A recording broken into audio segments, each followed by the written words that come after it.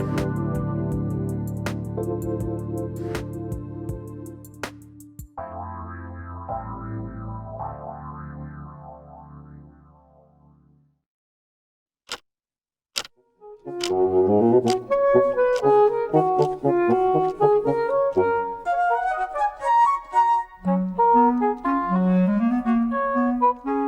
everyone. I'm Mariangela Maguire, and you're listening to Nothing But Now on Transformation Talk Radio. And our topic today in our mindfulness journey is grasping, or something that the Buddhists call the four attachments. And they are the obstacle to freedom, to liberation, to living with integrity. But before we talk about those things, I have a couple of comments I want to make. First, I want to say how much I am thinking about and concerned for the people in Milwaukee and the people in the path of Hurricane Laura. And my heart and thoughts are with you all in both of those places. Second, I want to mention some other work that I've been doing on Transformation Talk Radio and will be doing, so that if you just can't get enough of listening to me talk about mindfulness, there are other opportunities. So yesterday I was on Brittany Miles' show, and her show is a podcast called Miles to Go: How to Lose to Gain It All. And you can still access that show. You can find it on my Facebook page, which is Maguire Life Coach, or you can come to Transformation Talk Radio's website and find it by looking up Brittany's name. And in the archives, you can find that show. We talked about stillness, about the challenges and the rewards of finding stillness in our daily lives. Second, on Monday, I'm way ahead. On Monday, August 31st, just this coming Monday, I'm really excited. I get to be the guest host for Dr. Pat's show. I'll be her guest host in the 10 a.m. hour. That's 10 a.m. Pacific time and 1 p.m. Eastern time. My guest, I've invited a woman named Dr. Diane Goodman. And Dr. Goodman is an author, an activist, and a consultant who works on issues of diversity and social justice. And we're going to focus on the particular challenges of this cultural moment and address the work that white Americans in particular can do to bring conscious awareness to deeply held beliefs we have about race, and then talk about how we can work to support social change for the purpose of equity and inclusion. So that's this Monday on Dr. Pat's show at 10 a.m. Pacific time and 1 p.m. Eastern time. I'll be with Dr. Diane Goodman. And then next week on my show, Nothing But Now, but in the series I'm calling Voices, I'll be interviewing DJ Menifee. And DJ is the Vice President of Enrollment at Susquehanna University in Pennsylvania. DJ is an African-American man, a senior leader in higher education, a husband, a father, and he's going to talk about his foundational experiences and his beliefs. He's going to talk about the value of lifelong learning and leadership in higher education at a particularly difficult moment in higher education, as in so many parts of organizations, institutions, industries in our country and around the world. There are unique challenges in this moment. And then he's going to talk about leadership in general through the lens of current events and systemic racism. So I hope you'll find Brittany's show from yesterday where we talked about surrender and stillness. I hope you'll hear me on Monday on Dr. Pat's show at 10 a.m. and then join me next week when I talk to Mr. DJ Menifee.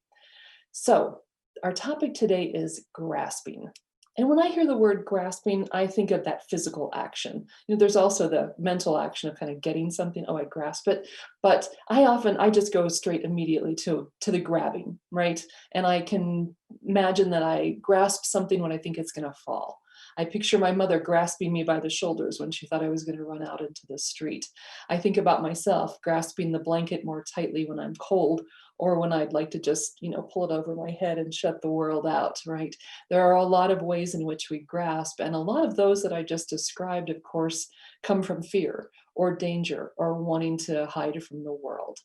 So today we're going to talk about what we grasp in the grabbing sense and holding on to sense, what happens to us when we do that, and how to do the opposite. In other words, how to let go. But first, we're going to breathe.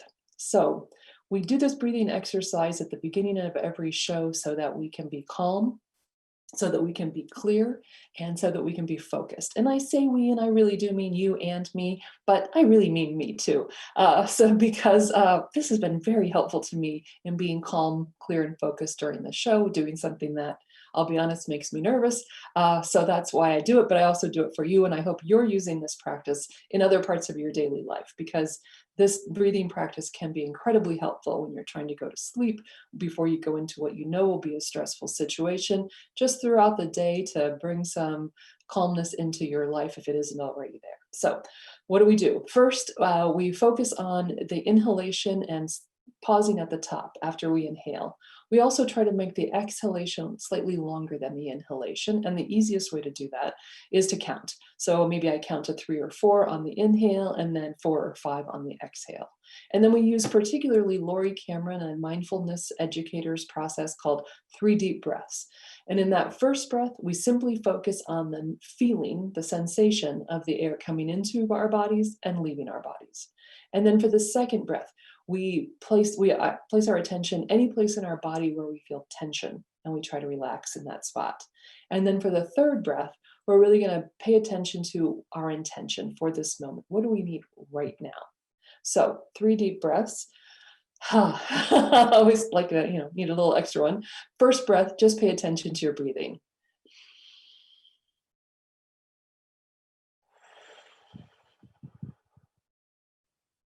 Second breath, relax.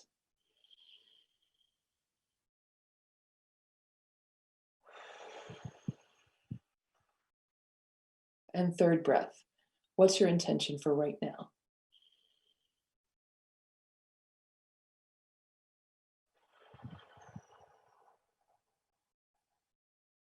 Thank you for joining me with that. So today our topic is grasping.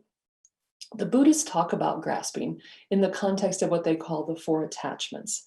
And the 4 attachments are those aspects of our mental processes that keep us bound to this world and that often dominate us. And they keep us from being free, they keep us from our integrity, they keep us from liberation. They're the barrier between us and that opportunity. So for the Buddhists, there are 4 specific attachments, and different practices will talk about this in slightly different ways, but here's the one that I was looking at. So there is the attachment to sense objects, and particularly the kind of the physical sensations and the physical experiences of pleasure and desire, although all of these could be in the realm of desire. There's the attachment to opinions and views. There's the attachment to rituals, and there's the attachments that we have to ideas of self. So today we're going to talk about what we grasp at of these kinds of attachments, what happens when we do it, how we can let go. So what do we grasp at? That's what I want you to be thinking about. What are you attached to such that when there's fear or anxiety or stress on the horizon, you grab at something? What is that thing? So as I said, if it's a sense object, it might be pleasure, right? Or at least the perception of pleasure. We like to feel good, and there's nothing wrong with feeling good. But when it becomes an attachment, it can also become a barrier to liberation. And we might think of this in some kind of particularly pernicious ways that people have those attachments. Attachments to drugs or alcohol or sex or shopping or binge watching television. Those things that are sensory, give us sensory pleasure, but also may be a barrier to our liberation. Opinions and views that we hold attachments to. Obviously, in this most political of political seasons, we can think about all of the various kinds of opinions and beliefs and views that we might be attached to, or that we see others around us attaching themselves to. But sometimes I think it's helpful to think about, what's the smallest opinion I have? You sometimes see this as kind of a joke thread on Twitter where someone will say, I think grape jelly is the devil's work, fight me. Right? So that's something I have. It's a very small, trivial thing. I think grape jelly that you find in restaurants is pretty hideous. So I could say that might be the smallest opinion I have. And the joke might be, fight me on it. I don't really care that much. But really all of us do, if we think about our daily lives, the things that one way to notice these attachments to opinions and views is, what do other people we live with do that irritates us? What is the annoyance, the light left on, the cap left off the toothpaste? Those are some of those attachments. They get in our way, they annoy us, they trouble us. And so whether it's very, very tiny or the big picture issues of the universe, we have a lot of attachments to opinions and views. Rituals. Now, when I hear the word ritual, of course, I tend to think of religion, and there may be rituals around religious practices that could actually be a barrier. I think, especially kind of mindless practice of rituals, right? But also rituals, I think of daily life, that if the day doesn't go a certain way, I'm not sure I can have a day worth living, right? And I'm going to be very sad just because things kind of got off track, and I can't bring myself back from that. So that is a kind of ritual or attachment we might have to rituals. And then ideas of self. I think we see this primarily in the stories we tell ourselves, in those habits of mind that we have beyond our opinions, maybe about the external world, but the ones we have about ourselves. What are the stories we repeat? What are the ways that we talk to ourselves day in and day out that demonstrate to us or illustrate for us those ideas of self that are deeply embedded and to which we have an attachment and to which we will grasp, hold on for dear life if we see a threat to them. So we're going to go to a break. And while we're on the break, I'd like you to be thinking about those four ideas of, or those four types of attachments and which ones you have in your life. We probably all have all of them, but which ones really come to mind as you're thinking about what are your attachments? What are you going to grasp onto in a difficult situation? So we're going to take a break. I'm Mariangela Maguire. You're listening to Nothing But Now on Transformation Talk Radio.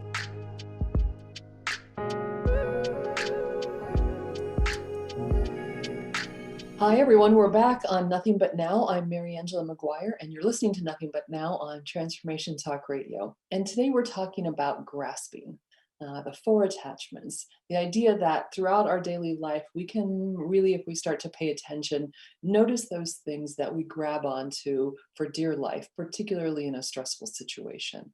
So the different kinds of attachments, they might be sense objects, they might be opinions and views, rituals, or ideas of the self. So I'm hoping that you're thinking about what kinds of attachments you notice in your life. And so if you listened before, you know what's going to happen next. I'm going to tell you about some of mine and some that I've heard from other people. So sometimes I don't realize that something's an attachment until, I would say it this way, until after I've made myself unhappy about the whole thing. So last Tuesday was an excellent day. The whole week was pretty good, to be honest with you. I live in the Pacific Northwest, and this is an absolutely glorious time of year. It's never really too hot. That part of the season is over. So the weather is beautiful. My partner and I had gone for a walk. I'd had a good meditation practice that day.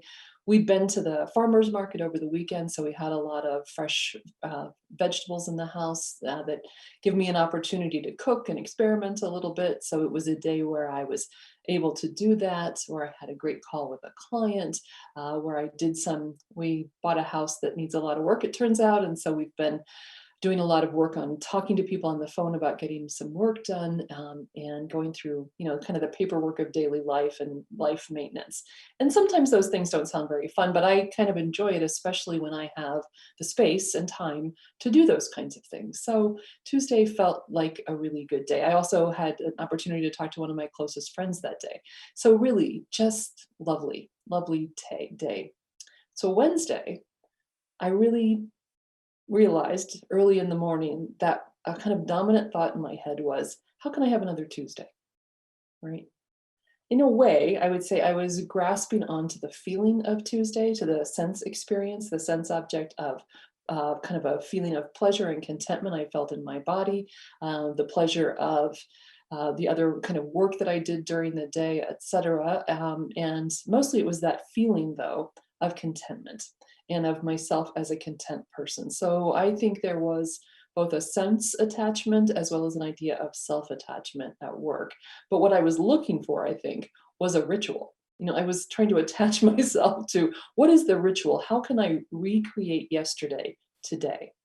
And one of the things as I was thinking about it and kind of coming to my senses, I guess I should say, realizing that what I was being attached to and trying to recreate the previous day, and what a fool's errand that was.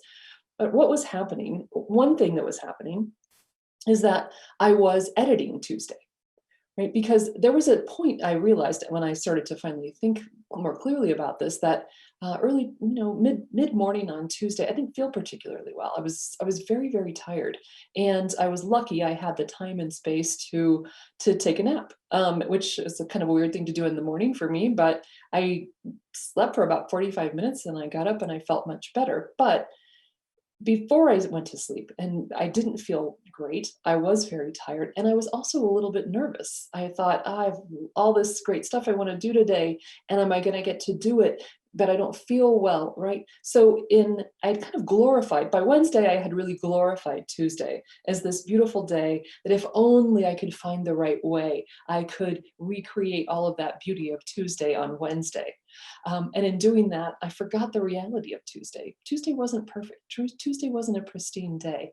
And so, um, you know, no Tuesday is ever a Wednesday, is it? And certainly not that particular Tuesday. But you know what worked on Tuesday was that I had let go, right? I had let go of my anxiety about, I don't feel well, I need to take a nap. And I woke up and I had a lovely day. And what, if anything, I needed to reproduce on a Wednesday, it was that letting go, that in a sense, a surrender to let Wednesday be whatever Wednesday's going to be. So I also want to tell you about this other experience I had, which, well, I hope I don't get into too much detail about it. It seems kind of complicated, but I was really aware of it as an attachment experience afterwards. And I want to talk about it because I think it's an attachment to an idea of self that gets kind of wrapped up in a reactive state with another person. So my partner and I have lived in 4 different houses together, and we've had worked on all 4 houses, some more or less. And the house we live in now there's a lot of things we could do to it. So one of the projects we've been at the preliminary stage of is the kitchen. And it's not major. We're not going to move walls or anything. We're not even going to get rid of the cupboards. So we have to make basically 4 choices. What's the flooring going to be? What color are we going to paint the cabinets? What are the countertops going to look like? And are we going to put a backsplash that's different somehow from the rest of it? From yeah. So we've been going to stores and looking at ideas and samples and paint colors, et cetera, for several weeks. Okay, like 3 months. Since we've been able to go back out to the stores, so maybe only 2 months. And we have settled on, in a sense, we have brought home the samples for a particular countertop, a particular paint color, a particular flooring, and a particular backsplash 3 times. And so last weekend, we went back to the store where we're probably going to end up buying these things. And we'd gotten some information about one of our flooring choices that seemed like it was going to be too much work. Right, just too much work. I'll leave it at that. And so we thought we would look at another flooring style. And I was feeling good about this, right? I felt fine. But this thing happened, and it had happened the time before. We got into the store. My partner, who's very creative and has a great eye for color, starts bringing samples, and my mood just drops. And this time I'm really aware of it. I feel down suddenly. I feel physically kind of low. I'm just not happy. She sees it on my face, which is very helpful. And she's experienced enough in our relationship to just keep bringing samples. That turns out to be the best strategy there. But I stopped myself long enough to say, what's going on? I said I wanted to come here. I said I wanted to relook at this, but I felt all this resistance. And as I thought about it more, I realized I was really struggling to let go of the samples and the ideas that we'd had the previous time, the combination of flooring and countertops and color, et cetera. It was like I was in mourning. And I kept thinking about it. What is that about? And I think there were a couple of things going on. I think it was fear-based. I think that when 2 people in a relationship are making those kinds of decisions together, there is the opportunity for argument, for disagreement, for one person feeling like they've gotten their way, or usually neither person feels like they've gotten their way, and they both feel as if the other person has prevailed somehow. So opportunity for argument, opportunity for a feeling of loss. And I realized it wasn't so much the color combination that I had liked, although I did like it. It was that resting, that we're done. we're past that. We're not going to argue about this. I'm not going to feel bad. I'm not going to be resentful, right? It was and what was the idea of myself that I was holding on to also? And maybe holding on to an idea of our relationship, which was that somehow our relationship was threatened by having these disagreements, or that I wasn't clear enough, strong enough, direct enough to be able to prevail, that it was a win-loss situation, right? I think that might have been the strongest sensation I had, was that, excuse me, somehow I was in a win-loss situation with her, and and that's actually what I did feel. And it was hard because it wasn't coming from her.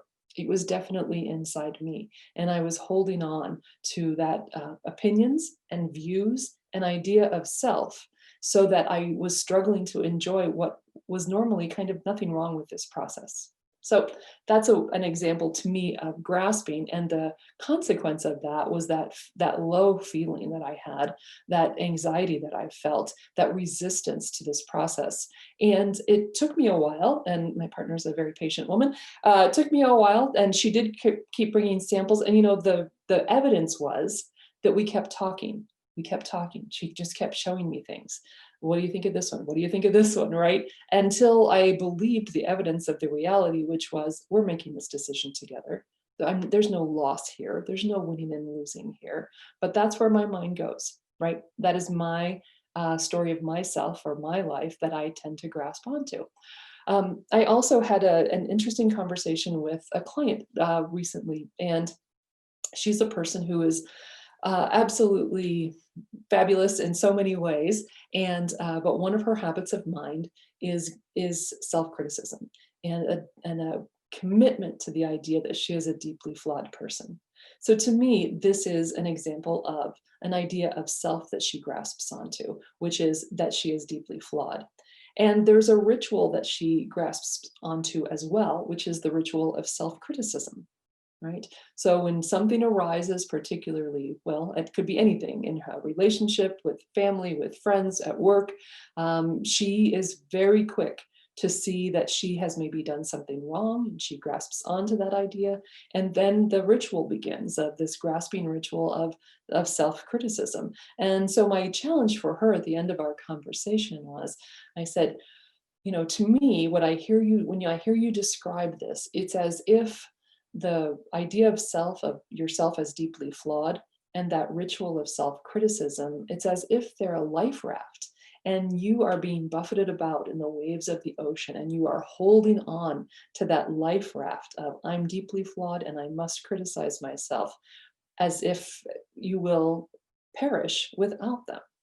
What would it mean to let go? What would it mean to let go of those two things? And it reminds me of a quote I read recently from Martha Beck, where she said, "Surrender to the way things want to happen next, even though this often involves a vast and terrifying loss of control." She writes, "Trust the magic that was born into your soul." And that's a little far out even for me, to trust the magic that was born into my soul. What a beautiful idea. That's a lot for any of us to really take in, I think. But I want to start with, or I want you to be thinking about as we go to break, this idea of surrendering to the way things want to happen next, right? Whether it's how my day is going to unfold, how my conversation with my partner about a kitchen remodel is going to unfold, whether it is coming face to face with, living with the idea that we can let go of some of our rituals, some of our ideas of ourself, and allow what's going to unfold to unfold. So when we come back, we're going to talk about this idea of these four attachments more in the context of mindfulness and mindfulness practices, and I have a challenge for you. So I'm Mariangela Maguire, and you're listening to Nothing But Now on Transformation Talk Radio. I'll see you after the break. Hi, everyone. Welcome back. I'm Mariangela Maguire, and you're listening to Nothing But Now on Transformation Talk Radio. And today we're talking about grasping and the four attachments that the Buddhists describe. And our four attachments are to sensuous objects, to opinions and beliefs or views, to ideas of ourself. And what was the fourth one? I'm forgetting it, but I'm sure I'll come back to it in a second. I'll look real quick. Rituals, of course, rituals. I love rituals. So that's what we've been talking about. And I've been asking you, and I hope you're thinking about, what are the attachments that you notice in your life?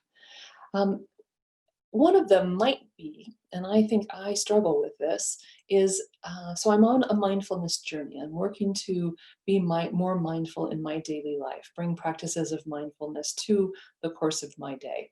And one of the things that can happen, though, is that we, I think, can treat mindfulness as a kind of attachment. It can be an idea of self. I'm a person who, right? It can be a ritual. This is how I practice it. It can be an opinion or a view. It's very important. I've got to do it all the time. If I don't do it, there's a problem with me, right? And so I, 2 weeks ago, when we were talking, mentioned Rodney Smith, who's one of the founders of the Seattle Insight Meditation Society, and he wrote a really interesting article about stillness and the challenges of mindfulness. And one of the things he wrote is that we do tend to treat mindfulness as a kind of strenuous activity. And that when we do that, it really reinforces the ego, right? Which is that critical mind that's always evaluating whether or not we're doing it right and that sort of thing. And he writes that the problem of how to be mindful is actually resolved not through strenuous effort, but by relaxing, allowing, and observing what's already there, which is in some ways very similar to Martha Beck's comment about surrendering to how things are going to unfold next. It's about allowing, which is a very important concept of how do I allow what is happening to happen with non-judging awareness. So as you know, when we talk about mindfulness in everyday life, I really appreciated some of the things that Smith said about it, because we do tend to um, suggest that maybe it can only happen, that kind of coming to being awake in the world through those, say, practices of meditation. And that's very important and incredibly helpful. And I have a challenge for you on that topic in a minute. But he writes, and I think this is very important, that we can recover the sacred in the most remote areas of our lives, right? That awakening is immediately available within all areas of our lives, with our family, at work, in our communities, that one doesn't have to be spiritually prioritized over the others. He says awakening is found not only in its special environments, like the meditation room, or practices like yoga, perhaps, but within all activities, reactions, thought, and emotional responses right where we are. And that's an incredible opportunity, isn't it? That we can find mindfulness, we can find awakeness in every activity that we engage in. And that is both an incredible opportunity and an incredible challenge, right? This is something that Brittany and I were talking about yesterday on her show about finding stillness, right? Stillness of body, perhaps, but certainly of mind, to bring our conscious full awareness to the present moment without judgment, to not be engaged in, but there are challenges to doing that, right? And I really think they are twofold, which is what I discussed with her yesterday. And the one is simply the habits of mind that we have. So in a quiet moment, what do you find yourself doing, right? Are you the to-do list maker? I have a client who says if he spent as much time doing the things on his to-do list as he does writing to-do lists, he'd get a lot more accomplished. He's pretty big on self-criticism too. So that maybe you're a to-do list maker in a quiet moment. I'm a rehearser and rehasher. I go through every conversation I've ever had, and I either remember it and rehash it and think, oh, I should have said, or I wish he'd said, or I rehearse it. Next time I'm going to say, right? Maybe you're someone like my mom who got really lost in the past. In a quiet moment, she was way down memory lane in a way that wasn't always in her benefit, and it wasn't necessary, and it was usually not rethinking happy memories, but sad ones. Or maybe you're like my friend Rich, who hated being in the car alone without the radio working because it meant he was alone with his thoughts, and Rich was a worrier about the future, right? Catastrophic incidents around every corner that he saw. So that's one thing, those habits of mind that make quiet moments difficult for us. But the second one is equally powerful, if not more so, which is when we do find quiet, sometimes what we notice is that hard feelings show up, right? When we allow ourselves to be fully present to the moment, when we allow ourselves to not engage in all of those mental habits of mind, but are quiet, are present, are thinking only about what's happening right now in this moment and trying actually not to think about much of anything at all, but perhaps our breathing or counting or noticing only the sounds that we hear. It's funny and it's surprising that even when we're not actually engaged in some, say, trip down memory lane like my mother is, emotions arise in us. I think typically ones that we've pushed down for a long time. When we allow ourselves that quiet space, uh, we can scare ourselves a little bit. We can be sad and filled with anxiety or shame or hurt. Those are all there. And they're the things that we really often want to avoid. And I think that we are fearful about them arising because we fear that they're going to take us over, right? That we won't be able to find our way out of those feelings. But the purpose of the practice is to allow them to arise so that we can allow them to pass. And this is where it's really connected to that idea of grasping and attachment. Because when those feelings arise, whether it's in a quiet practice or in the course of the hustle and bustle of daily life, we resist them, we're afraid of them, we push them away because we are afraid of what it means to grasp them. And we have that habit of grasping, right? What happens? Maybe I indulge in the sensory pleasure of nursing a wound, right? Going over it and over it again in my mind, or I reinforce opinions and beliefs about my own limitations or another's limitations, right? Like my client Annie, who in a quiet moment, she's going to grasp onto all that self-criticism. Or like my mom, you might engage in what I think of as her ritual retelling to herself or others of stories of the past, of ways in which she's been hurt or shamed. And maybe we hold on to ideas about ourselves, right? And particularly the idea that we are less than, that we are not good enough, that we are insufficient just as we are, which is the primary idea that we want to confront, bring to conscious awareness, and shift away from this idea that we are not enough just as we are. So here I have a 5-minute challenge for you. I think I can explain it in fewer than 5 minutes.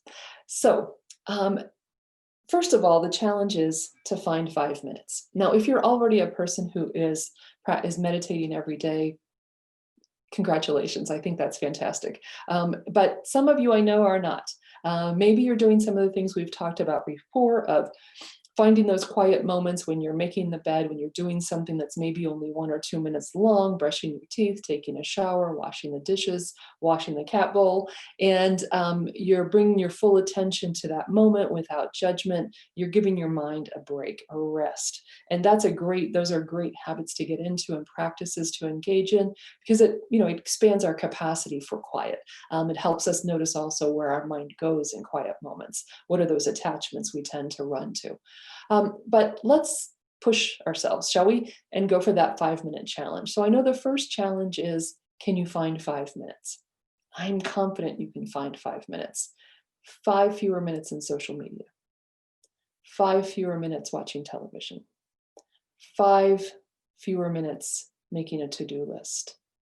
You think about your day. Will you give yourself permission to have 5 minutes alone?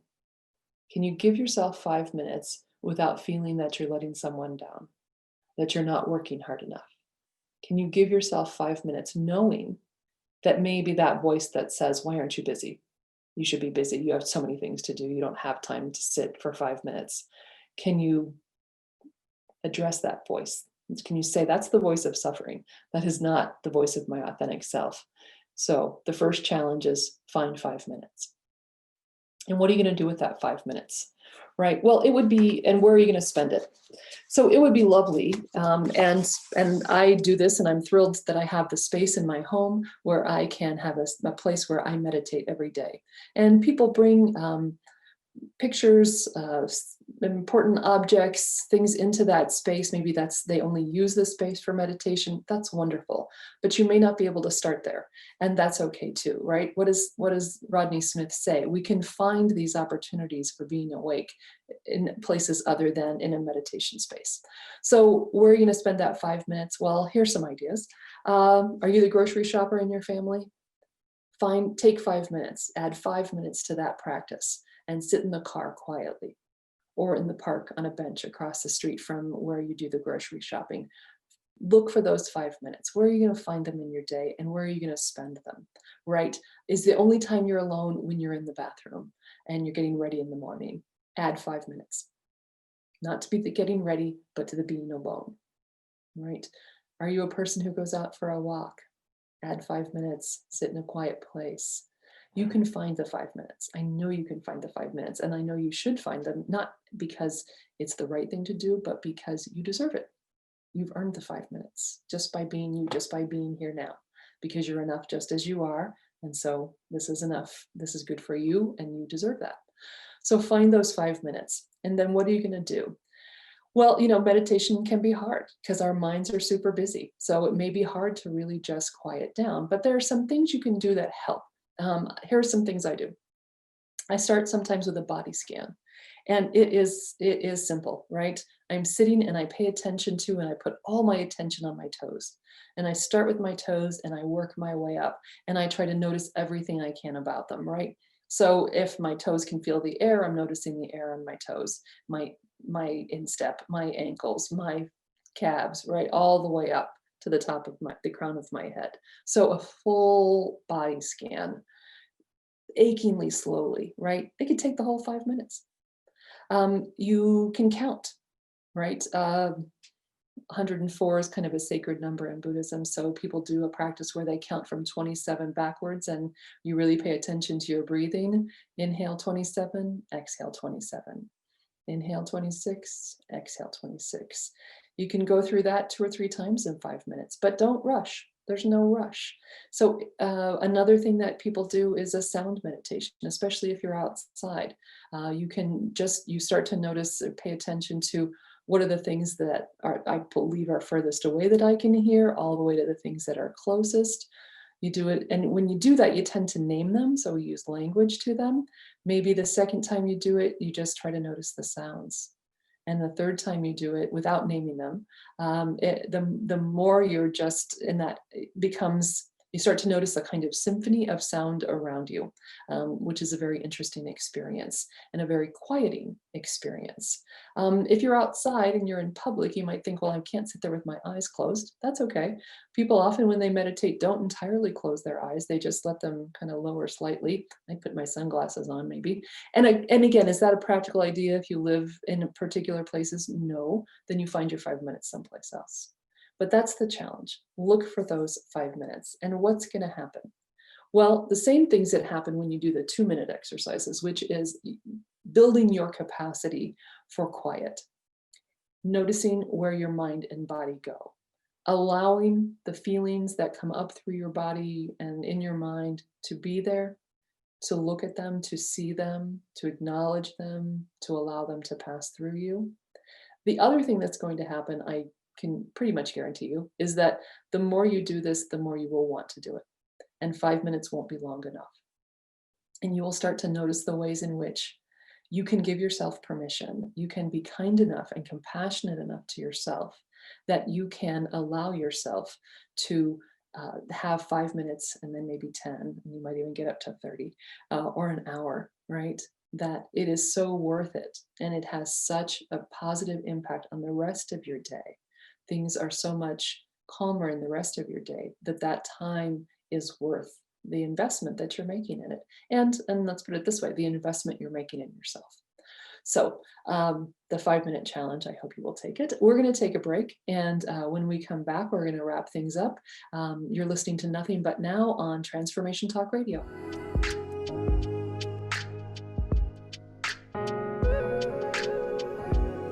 Hi, everyone. Welcome back to Nothing But Now. I'm Mariangela Maguire, and you're listening to us on Transformation Talk Radio. It feels like us because Zach, the producer, is here, and technically I could not do it without him, but also I just really appreciate his presence and when I do this show.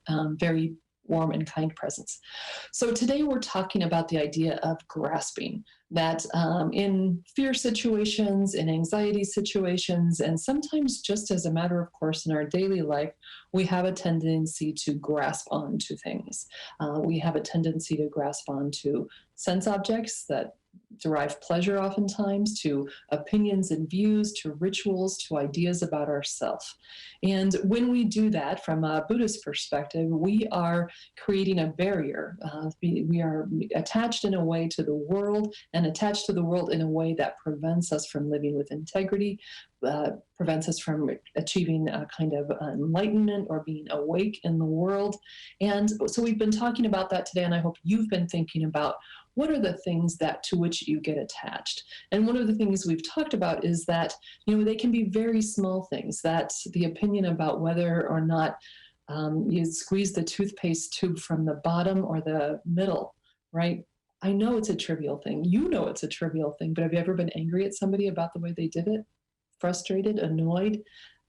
Have you taught somebody what's right or wrong about it? I mean, it's not a crime that you do that or that I do that, but it also shows us that I can have attachments to even the smallest things. And when that happens, we know I can make myself unhappy because I'm so attached to a particular way of doing things, to a particular ritual, to a particular idea about myself or some object of pleasure, sensory pleasure in my life. So that's what I've encouraged you to be thinking about, what those attachments are, and then taking this 5-minute challenge of finding 5 minutes in your day where you can come to a quiet mind, where you can do a body scan, do a sound meditation, allow yourself to come to a quiet place. Find those 5 minutes, value yourself enough to allow yourself to have those 5 minutes without telling yourself that you're stealing them from someone else, that you're letting someone down, that you're not busy enough, you're not good enough, that you don't deserve those 5 minutes. And I'm pretty confident that as you do that, and you do it day in and day out, not only will you establish a practice, and when I talk about the challenge there, I'm encouraging you to find any place in your day where you can find those 5 minutes. And I think the more that you do that, what you will come to see over time is that you really want a more established practice, that you want to start your day at 5 a.m., as I have started to do, because it's a beautiful time to meditate. And it works for me, and I can go to a quiet place and I can have a routine that's really helpful to me. It hasn't reached that point where it's a ritual where I feel like I can't live without it, or that it has to happen in a very narrow way, right? Or that I'm doing it in a mindless way. Right? It's still real. It still brings me to myself in a very important and helpful way. And so I think if you allow yourself to find those 5 minutes as you can, where you can, over time, this will become a practice that's very important to you, that you will put a kind of I think of something soft and kind around it and protect it and allow yourself to have it and value yourself enough to have it. So that's what I'm hoping you'll take away today, that you are enough just as you are. And because you are enough just as you are, there's real reason for you to be compassionate towards yourself. And compassion comes in many respects from allowing your mind to get quiet, allowing yourself to feel whatever feelings are going to come up when those moments, knowing that if you do not attach yourself to them, that they will pass. So a couple of reminders if you want more Mariangela Maguire, and who doesn't. Brittany Miles and I did a show together yesterday on her show, and you can find it on her Transformation Talk radio page or on my Facebook page, Maguire Life Coach. And I'm going to be back on Brittany's show on September 9th. And we're going to talk about compassion, which, as you know, one of my favorite topics. And then this coming Monday, I have the honor of hosting Dr. Pat's show at 10 a.m. Pacific time, 1 p.m. Eastern time. And my guest is Dr. Diane Goodman, an activist, consultant, and author on subjects around diversity and social justice. And that's what we'll be talking about, a very timely topic. And next Thursday on the show, I'll be talking to DJ Menifee, who is the Vice President of Enrollment at Susquehanna University. We'll be talking about his career path, his leadership ideas, and systemic racism in the United States. As you might know from listening to my show before, I'm a life coach. And if you'd like to work with me, you can contact me at MaguireLifeCoach.com. That's my webpage. You can find Maguire Life Coach on Facebook, or you can email me at mariangelamaguire@gmail.com. That first conversation is always free. We'll talk about what you'd like to achieve through coaching. I'll describe my process. We'll use that time for a short session so that you can make an informed decision about whether or not this is the right path for you to take. 3 more deep breaths. Just pay attention to your breath.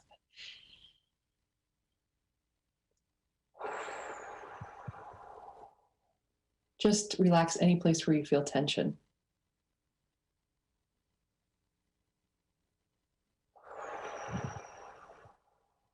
And set your intention for this next hour.